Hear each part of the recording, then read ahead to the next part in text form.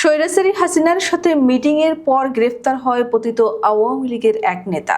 অনলাইনে মিটিং এ যুক্ত হয়ে অরাজকতা সৃষ্টির পরিকল্পনা করার অভিযোগে তাকে গ্রেফতার করা হয়। তিনি হলেন কুমিল্লা মহানগর আওয়ামী লীগের সহ-সভাপতি ও কুমিল্লা জেলা জজ আদালতের সাবেক পিপি অ্যাডভোকেট জহিরুল ইসলাম সেলিম।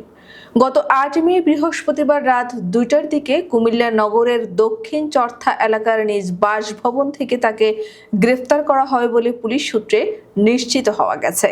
অনুসন্ধানে জানা যায়, জহিরুল ইসলাম সেলিম ভার্চুয়াল বৈঠকে নাশকতার পরিকল্পনা ছাড়াও তার বিরুদ্ধে বৈষম্য বিরোধী ছাত্র আন্দোলনের বেশ কয়েকটি মামলা রয়েছে। আরও জানা যায়, স্বৈরাচারী হাসিনার সাথে ওই ভার্চুয়াল মিটিংয়ে কুমিল্লা মহানগর আওয়ামী লীগের বেশ কয়েকজন নেতৃবৃন্দ অংশগ্রহণ করে।